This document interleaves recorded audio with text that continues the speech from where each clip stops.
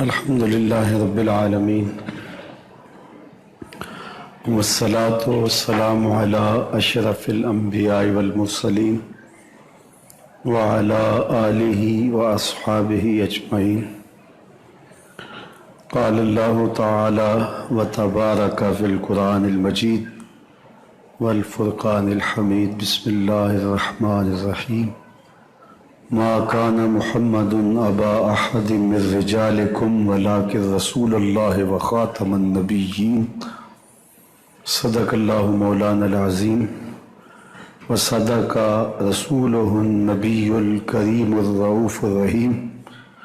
اللهم نور قلوبنا بالقرآن وزين أخلاقنا بالقرآن وادخلنا الجنة بالقرآن ونجنا من النار بالقرآن. قال الله تعالى وتبارك في شان حبيبه مخبرا وآمرا إن الله وملائكته يصلون على النبي يا أيها الذين آمنوا صلوا عليه وسلموا تسليما. اللهم صل على سيدنا ومولانا محمد معدن الجود والکرم صلاة وسلاما علیک یا سیدی یا رسول اللہ.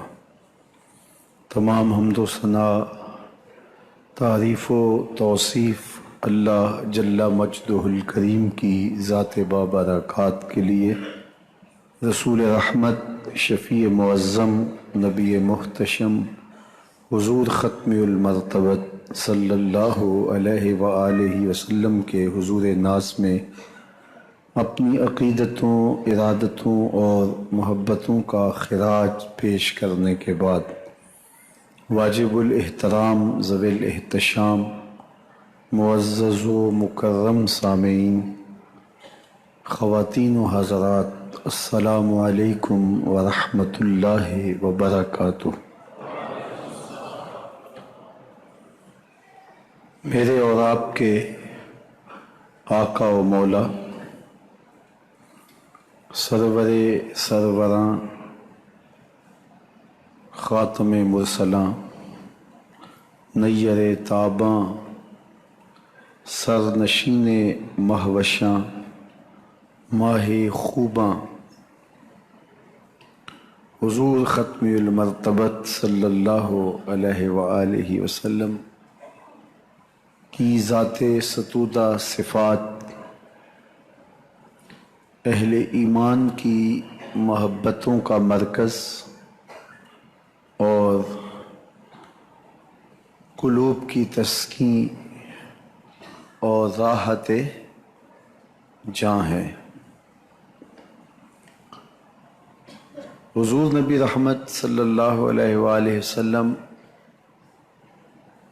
ہمارے روحانی باپ ہیں. خود ارشاد فرمایا انما انا لکم مثل الوالد، میں تمہارے لیے باپ کی جگہ پہ ہوں. حقیقی باپ مردوں میں سے کسی کے نہیں، اس کی نفی فرمائی گئی. ما کان محمد ابا احد من رجالکم.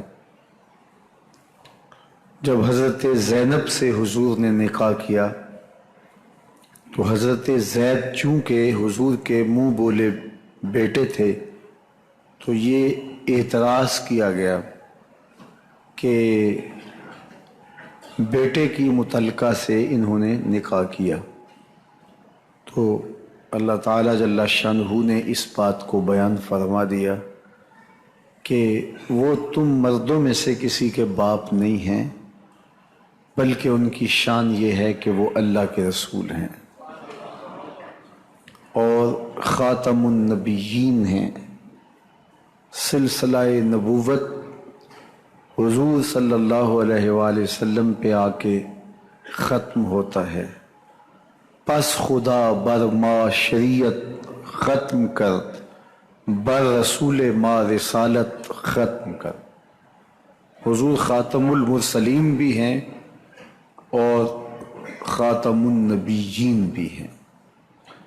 حضور کے بعد کسی مفہوم کا کسی معنی میں، کسی مفہوم میں کوئی نبی نہیں آ سکتا، نہ تشریعی، نہ غیر تشریعی، نہ ذلی، نہ بروزی، نہ امتی نبی، نہ صاحب شریعت نبی، کسی طرح کا کوئی نبی، کوئی پیغمبر، کوئی رسول حضور کے بعد نہیں ہے۔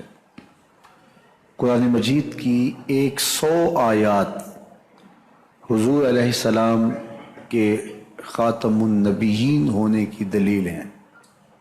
210 احادیث حضور علیہ السلام کے ختم نبوت پہ دلیل ہیں۔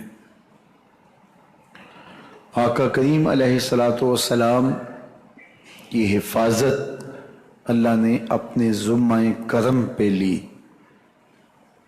اور حضور سے قبل بھی انبیاء علیہم السلام جلوہ گر ہوئے، لیکن ان کی حفاظت اللہ نے اپنے ذمہ کرم پہ یوں نہیں لی، حتیٰ کہ کئی نبی شہید کر دیے گئے۔ بنی اسرائیل نے 70 نبی شہید کیے۔ حضرت زکریا علیہ السلام کے سر پہ آرا رکھ کے پاؤں تک چیر دیے گئے، اذیتیں سہی اور شہید کر دیے گئے، لیکن حضور علیہ السلام کی حفاظت اللہ نے اپنے ذمہ کرم پہ لی۔ جب یہ آیت کریمہ اتری واللہ یعصمک من الناس، محبوب آپ کی حفاظت ہمارے ذمہ کرم پہ ہے، ہم آپ کی حفاظت کریں گے، تو حضور خیمہ انور میں تشریف فرما تھے، اور ایک صحابی خیمے سے باہر حضور کے پہرے کے لیے کھڑا تھا۔ تو جب یہ آیت کریمہ حضور کے قلب اطہر پہ نازل ہوئی تو آقا کریم نے سر انور خیمے سے باہر نکالا اور پہرا دینے والے اس صحابی سے فرمایا تم چلے جاؤ، میری حفاظت میرے رب نے اپنے ذمہ کرم پہ لے لی۔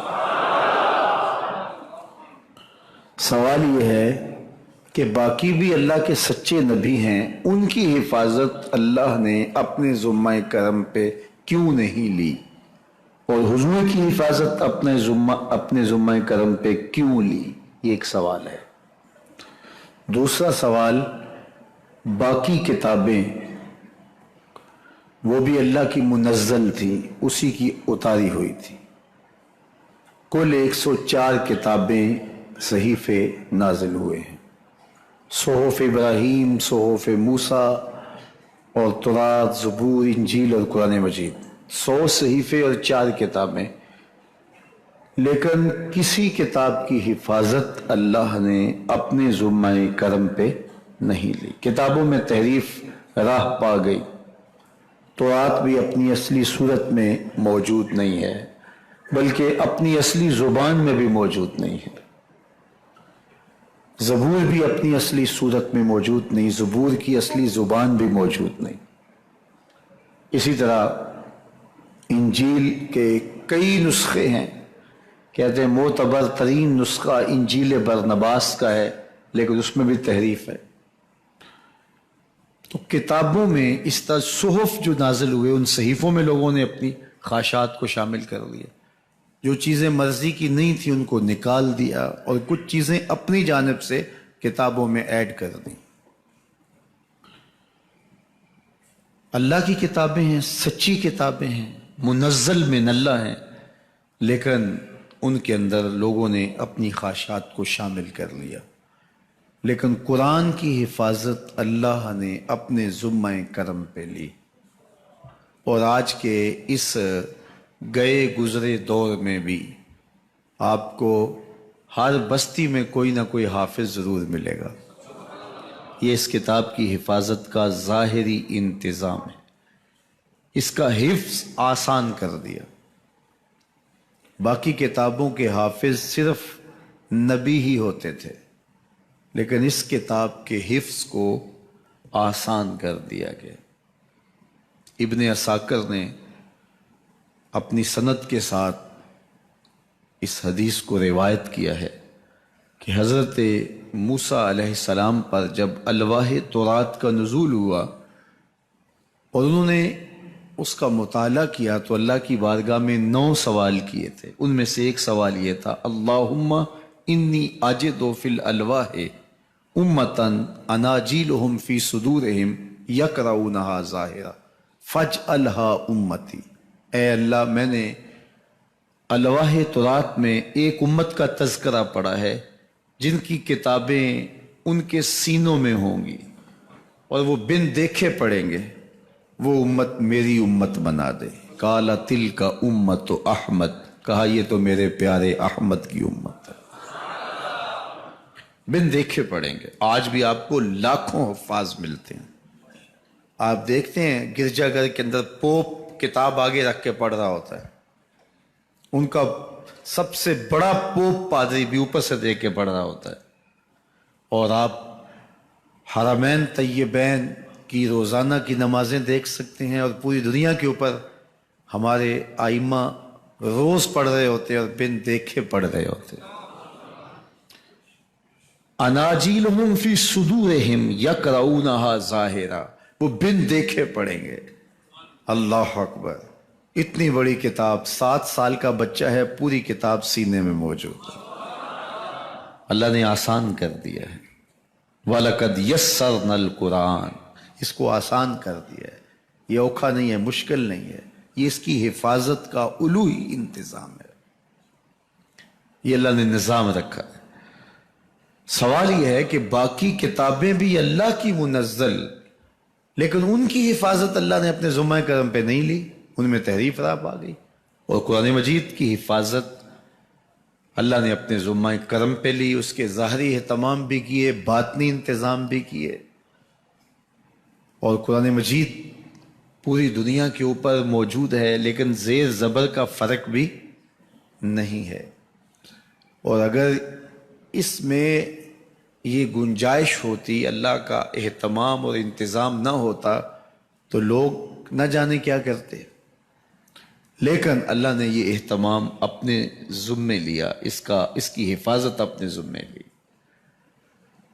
تو سوال یہ ہے کہ باقی کتابیں بھی تو اللہ کی منزل تھیں، ان کی حفاظت اللہ نے اپنے ذمہ کرم پہ کیوں نہ لی، اور قرآن کی حفاظت اپنے ذمہ کرم پہ کیوں لی؟ دوسرا سوال ہے کہ باقی نبی بھی اللہ کے سچے نبی تھے اور اسی کے دین کی اشاعت کے لیے، اسی کے پیغام کے ابلاغ کے لیے آئے تھے. کفار نے قتل کر دیا، انہیں شہید کر دیا، لیکن اللہ نے ان کی حفاظت نہیں کی. حضور کی حفاظت اپنے ذمہ کرم پہ لی کہ تیرا کوئی بال بھی بیکا نہیں کر سکتا. سارے کافر اکٹھے ہو کے آگے تھے، حضور کے گھر کا گھیرا ڈال لیا تھا کہ آج چھوڑیں گے نہیں، لیکن حضور ان کے سروں میں خاک ڈالتے گزر گئے. حفاظت اللہ نے اپنے محبوب کی ہے. بلکہ حضرت علی المرتضیٰ کو بستر پہ لٹایا، امانتیں دے کے، علی میرے بستر پہ سو جاؤ، امانتیں دے کے تم بھی صبح آ جانا. حضرت علی بھی سو گئے. حضور کی حفاظت تو ہے ہی ہے، حضرت علی بھی سو گئے. جب صبح اٹھے تو انہوں نے دیکھا یہ تو علی المرتضیٰ ہے. اللہ اکبر! بڑے پریشان ہوئے کہ حضور کدھر گئے. اچھا، کسی نے حضرت علی سے پوچھا کہ تمہیں کیسے نیند آ گئی؟ ننگی تلواریں لیے وہ گھر کے ارد گرد تھے اور آپ چادر اوڑے سوئے تھے حضور کے مغالطے میں، وہ آپ کو بھی تو نقصان پہنچا سکتے تھے. تو حضرت علی نے کہا، حضور نے کہا تھا علی میرے بستر پہ سو جاؤ، صبح اٹھنا، امانتیں دینا اور مدینے آ جانا. مجھے یقین تھا سوؤں گا بھی، صبح اٹھوں گا بھی، امانتیں بھی دوں گا، مدینے بھی پہنچوں گا. اس لیے کہ حضور نے فرمایا ہے. جب حضور نے فرما دیا ہے تو پھر ہو کے رہے گا. جب حضور ہجرت کرتے ہوئے جا رہے تھے نا، تو راستے کے اندر 100 سرخ اونٹ حضور کی گرفتاری کے لیے نام رکھا ہوا تھا. سراقہ بن مالک یہ حضور کو گرفتار کرنے کے لیے آگے بڑھا، اور اس کی لالچ یہ تھی کہ اتنا بڑا انعام ہے، مجھے مل جائے گا. لیکن اس کی سواری گھٹنوں تک دنس جاتی ہے، معذرت کرتا ہے، پھر ارادہ بدلتا ہے، پھر یہی ہوتا ہے. تیسری مرتبہ بھی جب ایسا ہوا تو سمجھ گیا کہ یہ تو میرے بس کا روگ نہیں ہے. اب اسے پریشانی ہوئی کہ جو آج اس حالت کے اندر بھی اللہ کی اتنی تائید کے سائے تلے ہیں، تو کل جب یہ دوبارہ پلٹیں گے اور مکہ ان کے قبضے میں ہوگا تو پھر میرے ساتھ نہ جانے کیا سلوک ہوگا۔ تو کہا کہ حضور مجھے امان لکھ دیجئے، امان لکھ دیجئے۔ تو حضور نے کیا فرمایا؟ سراقہ تو مجھے گرفتار کرنا چاہ رہا ہے، میں تیرے ہاتھ میں کسرا کے کنگن دیکھ رہا، میں تیرے ہاتھ میں کسرا کے، اس وقت کی سپر طاقت تھی کسرا، اس کے کنگن، لوگ سمجھتے ہیں بھاگ کے چلے گئے۔ اقبال بولا کہ قصہ گویا حق ز ما پوشیدان، معنی ہجرت غلط فہمیدان، انہوں نے ہجرت کا معنی غلط سمجھا ہے۔ یہ اللہ کی حکمت تھی کہ مکے کے لوگ سخت تھے اور مدینے والے آنکھیں بچھا کے انتظار کر رہے تھے، ان کے پیار کے لیے حضور وہاں جا رہے تھے، ورنہ اللہ ان کے دل بھی نرم کر دیتا، لیکن ان کا پیار اتنا تھا کہ محبوب ٹھیک ہے وہ تیرا انتظار کر رہے ہیں، چلے جائیے۔ تو حضور جب جا رہے ہیں مکے کو چھوڑ کے اور یہاں رہنا مشکل ہے، تو فرمایا میں تیرے ہاتھوں میں کسرا کے کنگن دیکھ رہا ہوں۔ تو حضور سے انہوں نے باقاعدہ امان لکھوا لی۔ اللہ اکبر۔ حضرت عمر کا زمانہ ہے، ایک جنگ میں حضرت سراقہ بن مالک بھی تھے، تو کافر قلعہ بند ہو گئے، اور یہ جب ان کے اوپر حملہ آور ہوتے ہیں تو وہ اندر سے پتھر پھینکتے ہیں، فصیل عبور نہیں کی جاتی۔ تو سراقہ بن مالک کہنے لگے کہ مجھے آپ منجنیق میں ڈال کر کے ان کے قلعے کے اندر پھینک دو، اور میں اندر سے جا کے دروازہ کھول دوں گا، تو پھر تم آ جانا۔ تو لوگوں نے کہا سراقہ کیا بول رہے ہو؟ وہ بڑی غلیل کی طرح منجنیق ہوتی ہے، کہا اس میں ڈال کے تجھے پھینکیں گے، جب تو گرے گا تیری ہڈیاں باقی نہیں بچیں گی، پھر وہ تلواریں لیے کھڑے ہیں تجھے زندہ چھوڑیں گے۔ تو حضرت سراقہ نے کہا مجھے کچھ نہیں ہوگا، اس لیے کہ حضور نے کہا تھا تیرے ہاتھوں میں کسرا کے کنگن دیکھ رہا ہوں، ابھی تک کنگن نہیں آئے، جب تک کنگن نہیں آتے موت آ ہی نہیں سکتی ہے۔ یہ یقین تھا ان کا، یہ اذعان تھا ان کا۔ تو حضور کی حفاظت اللہ نے اپنے ذمہ کرم پہ لی ہے۔ سوال یہ ہے کہ باقی بھی اللہ کے سچے نبی ہیں، ان کی حفاظت اللہ نے اپنے ذمہ کرم پہ کیوں نہیں لی، اور حضور کی حفاظت اپنے ذمہ کرم پہ کیوں لی؟ باقی بھی کتابیں اللہ کی سچی منزل من اللہ کتابیں ہیں، ان میں تحریف راپ آ گئی، لیکن قرآن مجید کی حفاظت اللہ نے اپنے ذمہ کرم پہ لی۔ کیوں؟ تو اس کا جواب یہ ہے کہ اگر کوئی نبی شہید ہو جاتا ہے تو کوئی بات نہیں، نیا نبی آنے والا ہے، اس کی جگہ کو پر کر دے گا۔ اگر کسی کتاب میں تحریف راپ آ جاتی ہے تو کوئی بات نہیں، نئی کتاب نازل ہونے والی ہے۔ حضور کی حفاظت اس لیے کی کہ اگر حضور بھی شہید کر دیے جاتے ہیں تو پھر حضور کے بعد تو کوئی نبی آنے والا نہیں ہے، اور کتاب اللہ کے اندر اگر تحریف کر دی جاتی ہے فَبِأَيِّ حَدِيثٍ بَعْدَهُ يُؤْمِنُونَ، تو قرآن کے بعد تو کوئی اور نسخہ نور نازل ہی نہیں ہونے والا، تو لوگ ہدایت، روشنی اور اجالا کہاں سے لیں گے؟ اس لیے اس کتاب کو بھی باقی رکھا گیا اور مصطفیٰ کی بھی حفاظت فرمائی گئی۔ تو یہ ختم نبوت کی دلیل بن کے ہمارے سامنے یہ دو واقعات آتے ہیں کہ اللہ نے اپنے محبوب کی حفاظت فرمائی اور کتاب اللہ قرآن مجید کی حفاظت فرمائی۔ آقا کریم علیہ السلام فرماتے ہیں میں سلسلہ نبوت کی آخری کڑی ہوں، آخری اینٹ ہوں۔ میری اور نبیوں کی مثال ایسے ہے جیسے کسی نے محل بنایا ہو اور وہ خوبصورت بنایا ہو، اور لوگ آئیں اور دیکھیں اور خوش ہوں، تعجب کریں، لیکن کیا دیکھیں ایک جگہ اینٹ نہیں لگی ہوئی، تو وہ حیرت زدہ ہوں کہ پورا محل تیار ہے، یہاں اینٹ نہیں لگی۔ فرمایا کسر نبوت کی وہ آخری اینٹ میں ہوں۔ حضور کے آنے کے بعد اتمام دین ہو گیا۔ انا خاتم النبیین لا نبی بعدی، میں آخری نبی ہوں، میرے بعد کوئی نبی نہیں ہوگا۔ اب میرے اور آپ کے آقا و مولا نے یہ فرما دیا کہ میں آخری نبی ہوں، اور میں نے عرض کیا 100 آیات قرآنیہ، 210 احادیث اور صحابہ، تابعین، ائمہ اور بزرگوں کے ہزارہ اقوال اس میں موجود ہیں، لیکن اس کے باوجود کچھ لوگ مدعی نبوت ہوں گے، یعنی فی نفس ہی کوئی نبی ہو نہیں سکتا، جس طرح اللہ تعالیٰ کا کوئی شریک ہو نہیں سکتا فی نفس ہی، لیکن کوئی کسی کو اللہ کا شریک ٹھہرا لے تو وہ ایک امر آخر ہے۔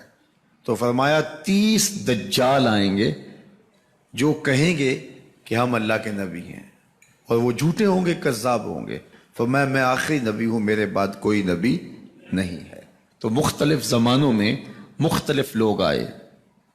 زمانہ رسالت مآب صلی اللہ علیہ وآلہ وسلم نے اسی دور کے اندر مسیلمہ کذاب نے نبوت کا ادعا کیا، اور اس نے یمامہ میں اپنے 7 لوگوں کو کھڑا کر لیا۔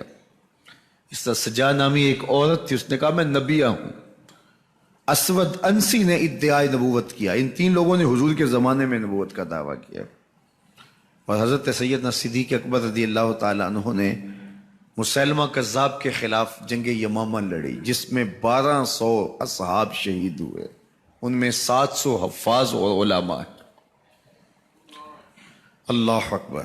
اس کے بعد مختلف زمانوں میں مختلف لوگ آتے رہے جنہوں نے ادعائے نبوت کیا، لیکن کسی مدعی نبوت کے ماننے والے کائنات میں موجود نہیں ہیں۔ اپنے منطقی انجام کو پہنچ گئے۔ جب وہ مدعی نبوت رزق خاک ہوا تو اس کے ماننے والے بھی رزق خاک ہو گئے۔ آپ کو متنبی کے ماننے والے نہیں ملیں گے، آپ کو ابو عبیدہ کے ماننے والے نہیں ملیں گے، آپ کو اسود انسی کے اور مسیلمہ کذاب کے اور دیگر لوگوں کے ماننے والے نہیں ملیں گے، لیکن 2 لوگ کائنات میں ایسے ہیں جنہوں نے نبوت کا دعویٰ کیا اور وہ رزق خاک بھی ہو گئے، لیکن ان کے ماننے والے آج بھی موجود ہیں۔ ایک ایران کا بہاءاللہ اور ایک مسیلمہ پنجاب مرزا قادیانی۔ یہ 2 بد نصیب ایسے لوگ ہیں کہ جن کے ماننے والے آج بھی پوری دنیا کے اوپر موجود ہیں۔ جو اس سے قبل جتنے بھی دجال آئے، کذاب آئے، بڑے بڑے طاقتور تھے، بڑے بڑے پڑھے لکھے تھے، لیکن اس کے باوجود جب وہ رزق خاک ہوئے تو ان کے ماننے والے، ان کے متبعین، ان جھوٹے مدعیان نبوت کی جھوٹی امتیں بھی ان کے ساتھ ہی رزق خاک ہو گئی۔ لیکن یہ کیا وجہ ہے کہ یہ 2 ایسے لوگ ہیں جن کے ماننے والے آج بھی پوری دنیا کے اوپر موجود ہیں۔ تو اس کی طرف میں آپ کی کچھ وقت کے لیے توجہ چاہوں گا، اور وہ یہ کہ ایک بدبخت نے کہا کہ مسلمانوں کو اگر کمزور کرنا ہے تو ان سے 4 چیزیں چھین لی جائیں۔ 4 چیزیں جب مسلمانوں میں موجود ہیں تو یہ کمزور نہیں ہو سکتے۔ ایک قرآن مجید، یہ ان کی وحدت کی ضمانت ہے، اور یہ کتاب ان کی وہ ایسی پاکیزہ اور متحرک اور فعال تھیوری ہے جو کبھی بھی فرسودہ نہیں ہوتی، اور ہر دور کی ضرورت کو یہ کتاب پورا کرتی ہے۔ اور یہ اس کتاب غیر متبدل کتاب کے ذریعے سے جو ہے وہ گرے ہوئے بھی اٹھ پڑتے ہیں۔ تو اس کتاب کو اگر ختم کر دیا جائے تو یہ تسخیر کیے جا سکتے ہیں۔ دوسری بات، ان سے حج ختم کر دیا جائے۔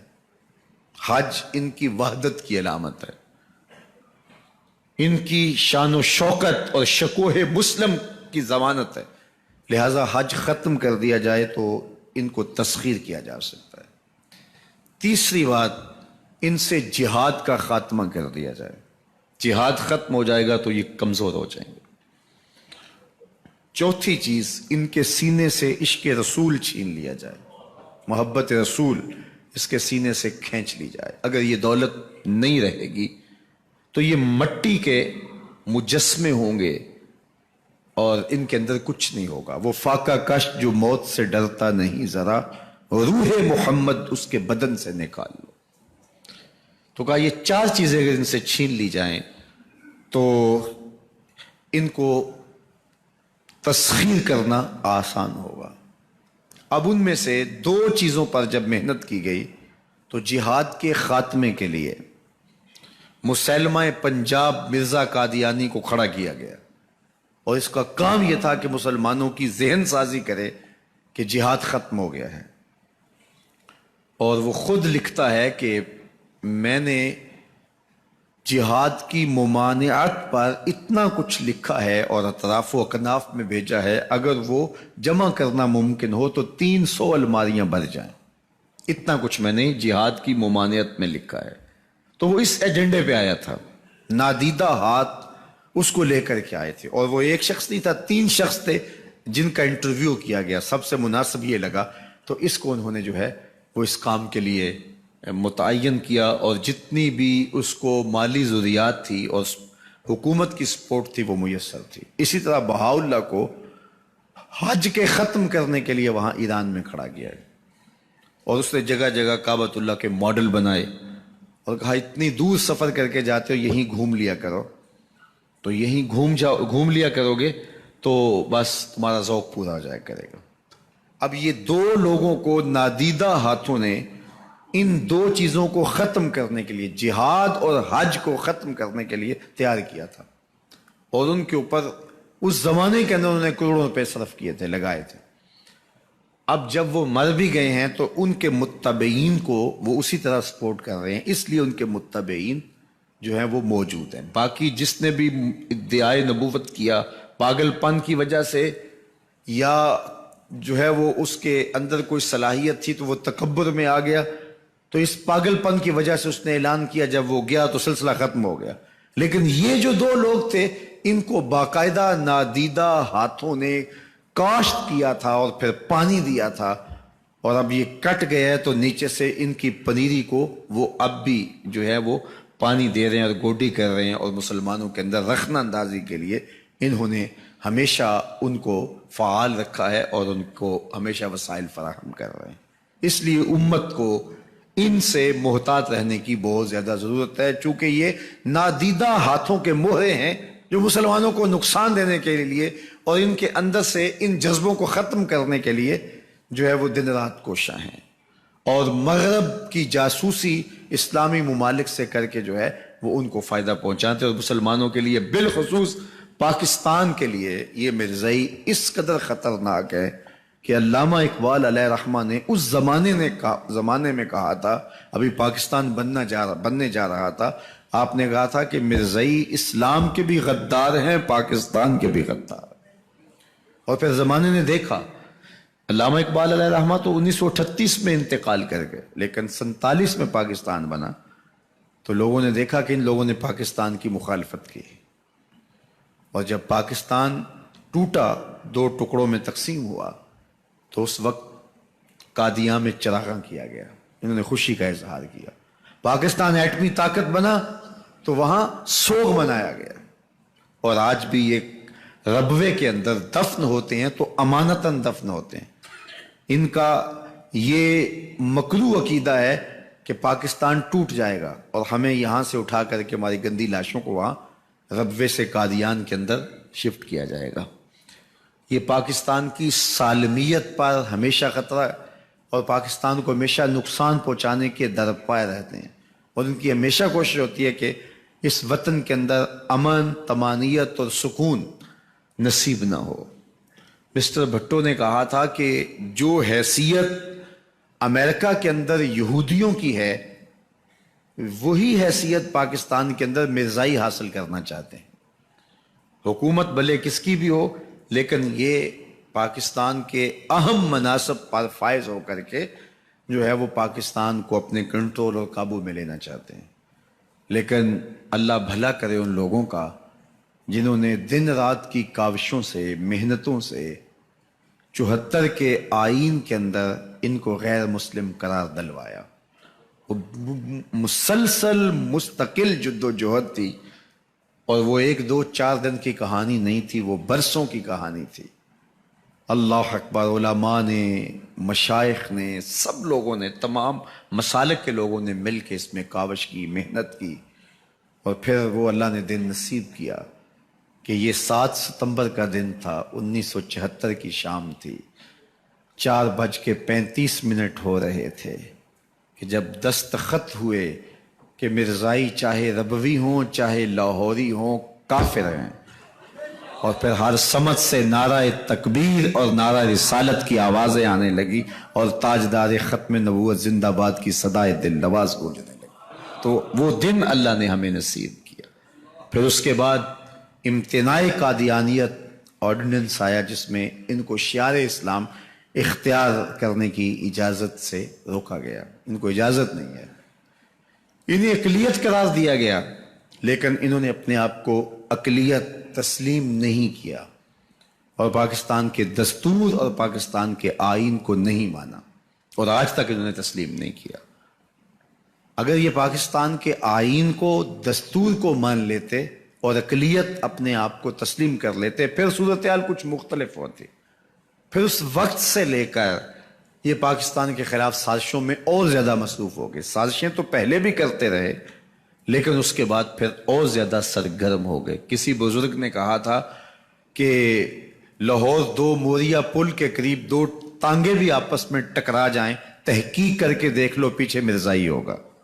یہ پاکستان میں شر، فساد اور پاکستان کے اندر جو ہے وہ پریشانیاں پیدا کرنے کے لیے دن رات کوشاں ہوتے ہیں۔ پوری دنیا کے اوپر پھیلے ہوئے مرزائی پاکستان کو رسوا اور بدنام کرنا چاہتے ہیں مختلف ممالک کے اندر، اور ان کے مختلف ممالک کے ساتھ تعلقات ہیں مختلف بنیادوں پر، چونکہ یہ تھے ہی ان کے، اور ان کے خود کاشتہ پودا تھا مرزائیت جو یہاں لگایا گیا، یہودیت کا خود کاشتہ پودا ہے۔ اور باقاعدہ وہ مولانا ظفر علی خان اس زمانے میں کہا تھا کہ پلومر کی بھٹی سلامت رہے ہے جس کی صبوحی میرا ناشتہ۔ تو وہ پلومر وہ ان کو سب کچھ دیتا تھا، اور یہ ساری کہانی، تو یہ اسلام کے بھی غدار ہیں اور پاکستان کے بھی غدار ہیں، اور پاکستان کو اور اسلام کو یہ نقصان پہنچانا چاہتے ہیں۔ لیکن مرزائی یہ نہیں سمجھتے کہ پاکستان یوں ہی نہیں بنا، یہ کسی حادثے کا نتیجہ نہیں تھا، پاکستان محبوب کی نگاہوں کا نتیجہ تھا۔ اللہ کے خاص فضل سے یہ پاکستان مارز وجود میں آیا، اس لیے یہ مٹنے کے لیے بنا ہی نہیں تھا، قیامت تک قائم رہنے کے لیے بنا تھا۔ تو مرزائیوں نے مختلف ادوار کے اندر مختلف ذرائع سے پاکستان کے عالی منصبوں کے اوپر جو ہے وہ شامل ہو کر کے نقصان پہنچانے کی کوشش کی ہے، لیکن نقصان تو پہنچایا، لیکن پاکستان کی سالمیت انشاءاللہ جو ہے وہ اس کو نقصان نہیں پہنچ سکتا۔ یہ پاکستان قیامت تک قائم رہنے کے لیے مارز وجود میں آیا ہے۔ میرے عرب کو آئی ٹھنڈی ہوا جہاں سے، اقبال نے کہا تھا اس زمانے میں، ابھی پاکستان بنا نہیں تھا، تو اقبال اس وقت یہ نغمہ گا رہا ہے مدینے کی طرف منہ کر کے، میرے عرب کو آئی ٹھنڈی ہوا جہاں سے، میرا دیس وہی ہے، میرا دیس وہی ہے۔ تو یہاں سے حضور کو ٹھنڈی ہوائیں پہنچتی رہیں گی اور یہ وطن قیامت تک سلامت رہے گا۔ تو مختلف ادوار میں ایسا ہوتا رہا۔ تو پاکستان کے اندر 2-4 دن سے گردش کرتی ہوئی خبر کہ عاطف میاں مرزائی کو ایک اہم منصب پہ فائز کر دیا گیا، اہل ایمان کے لیے سخت تشویش کا سبب تھی، اور لوگ بہت بے چین تھے، اور پوری امت اس کو کبھی بھی گوارا نہیں کر سکتی۔ اللہ کا شکر ہے کہ آج کی جو تازہ خبریں ہیں ان کے مطابق جو ہے وہ اس کو اس منصب سے جو ہے وہ اتار دیا گیا، اور امت کے لیے یہ خوشخبری کی بات ہے، خوشی کی بات ہے۔ اور چونکہ پاکستان کے جو نازک حالات ہیں، تو یہ حالات اس بات کے متحمل نہیں ہیں کہ ہم ہر روز سڑکوں پہ ہوں اور ہر روز احتجاجی کیفیت میں یہ امت رہے۔ اس وقت پاکستان کو معاشی طور پہ، معاشرتی طور پہ، سیاسی طور پہ، اقتصادی طور پہ آگے بڑھنا چاہیے، اور اس کا موقع ملنا چاہیے۔ تو شکر ہے کہ ہماری حکومت کو بر وقت اس بات کی سمجھ آ گئی، اور میں کہتا ہوں کہ یہ مرزائیوں کی ذلت ہونی تھی۔ 7 ستمبر کو 1974 کو غیر مسلم قرار دیے گئے، اور آج بھی 7 ستمبر پہ ذلیل کر کے نکالے گئے، رسوا کر کے نکالے گئے۔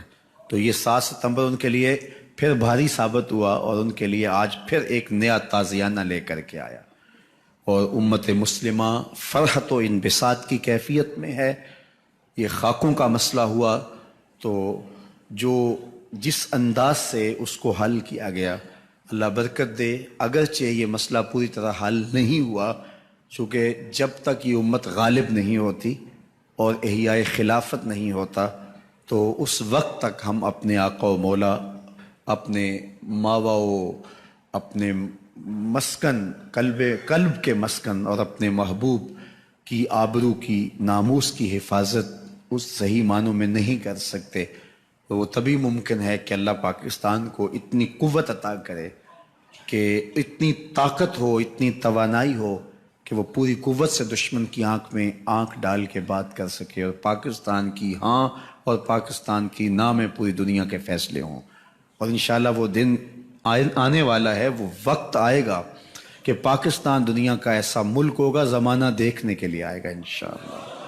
انشاءاللہ یہ پاکستان اللہ تعالیٰ کی امانت ہے، اور اس میں لاکھوں شہیدوں کا خون ہے اس کی بنیادوں میں، تو یہ رائے گا تو نہیں جائے گا۔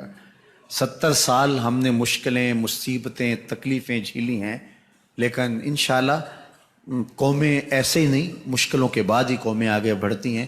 تو آج نہیں تو کل، کل نہیں تو پرسوں، پرسوں نہیں تو اگلے دن انشاءاللہ ہم بہتری کی طرف جو ہے وہ گامزن ہونا ہی ہونا ہے۔ آ ملیں گے سینہ چاکانے، چمن سے سینہ چاک، بزم گل کی ہم نفس باد صبا ہو جائے گی، شبنم افشانی پیدا کرے گی میری سوز و ساز، اس چمن کی ہر کلی درداش نہ ہو جائے گی، آسمان سحر کے نور سے ہوگا آئینہ پوش، اور ظلمت رات کی سیما پا ہو جائے گی، شب گریزاں ہوگی آخر جلوائے خورشید سے، یہ چمن معمور ہوگا نغمہ توحید سے انشاءاللہ۔ انشاءاللہ اللہ نے سرخرو کرنا ہے، کامیاب کرنا ہے۔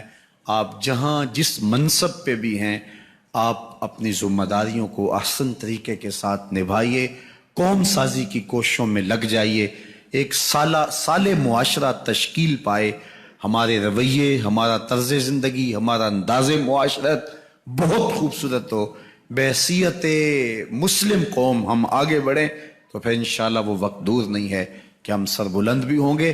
ہمیں وسائل کی کمی نہیں ہے، اللہ نے پاکستان کی سرزمین کے اندر پہاڑوں میں، دریاؤں میں، صحراؤں میں اللہ نے اتنا کچھ رکھا ہے، اتنا کچھ رکھا ہے کہ ہمیں کسی کے آگے کشکول پھیلانے کی ضرورت نہیں، زمانہ کشکول لے کے پاکستان آیا کرے گا انشاءاللہ۔ میں سورہ کہف کی تلاوت کر رہا تھا تو وہ حضرت موسیٰ و خضر کا واقعہ، کہ جب وہ دیوار سیدھی کر رہے ہیں تو حضرت موسیٰ نے تیسری مرتبہ بھی کہا خضر علیہ السلام سے کہ یہ ہمیں کھانا تک نہیں دیتے اور ہم ان کی دیواریں سیدھی کر رہے ہیں۔ تو حضرت خضر نے فرمایا کہ میں نے کہا تھا تم میرے ساتھ صبر نہیں کر پاؤ گے۔ اب تیسری بات ہو گئی، وہ کشتی والا معاملہ ہوا، بچے کے قتل والا معاملہ ہوا، اب دیوار تک بات آپ پہنچی تو اب تمہاری اور میری جدائی ہو جائے گی۔ لیکن چلو میں تمہیں بتاتا ہوں کہ میں نے وہ کشتی کیوں توڑی، وہ بچہ کیوں قتل کیا اور یہ دیوار کیوں سیدھی کر رہے ہیں، سب چیزیں بتائیں۔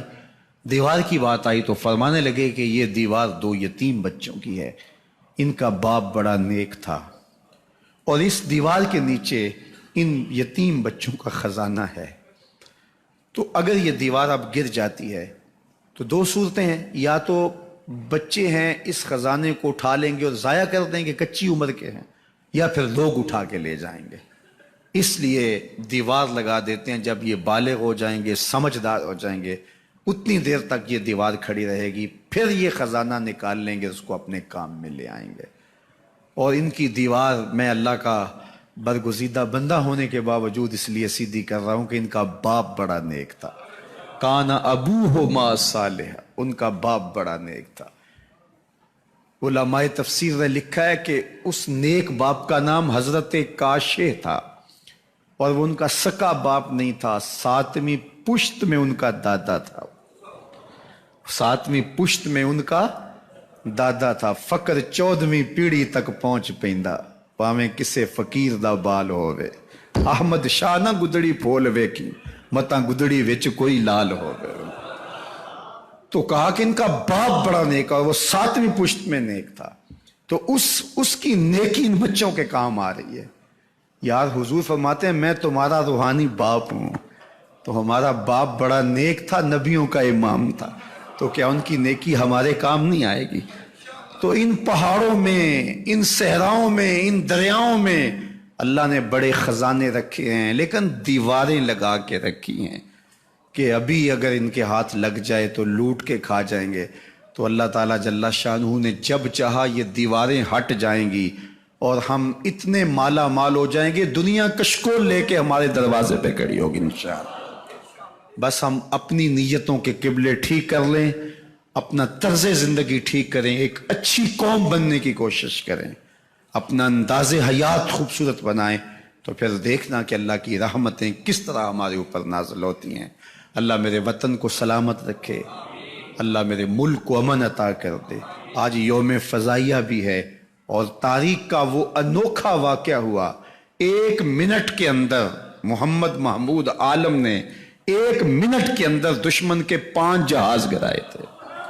یہ تاریخ کا انوکھا باب ہے، آج تک اس ریکارڈ کو کوئی توڑ نہیں سکا۔ 1 منٹ کے اندر دشمن کے 5 جہاز گرائے تھے۔ یہ ہے ہمارے شہینوں کی پرواز، اور یہ ہے میرے ملک کے اندر ہمارے جوانوں کی ہمت۔ ذرا نم ہو تو یہ مٹی بڑی زرخیز ہے، سب کی یہ مٹی بڑی زرخیز ہے، اس میں سے کیسے کیسے موتی اور کیسے کیسے ہیرے اس ملک سے نکلتے ہیں۔ جب اچھی قیادت اس ملک کو نصیب ہو جائے، اقبال نے کہا تھا چمن میں رخت گل شبنم سے تر ہے، سمن ہے سبزہ ہے باد سحر ہے، مگر ہنگامہ ہو سکتا نہیں گرم، یہاں کا لالا بے سوز جگر ہے۔ ہمارے حکمرانوں نے ہمیں لوٹا، ان کے پیٹ ہی نہیں بھرتے تھے، اور جو ہمارے ساتھ 70 سال یہ گدیں نوچتی رہیں، تو ہمارا ٹیلنٹ بھی ضائع ہوا، ہمارے لوگ بھی ضائع ہوئے۔ لیکن انشاءاللہ یوسف گم گشتہ بازائد بکنا غم مخور، کل بائے ہزاں شود روز گلستاں غم مخور۔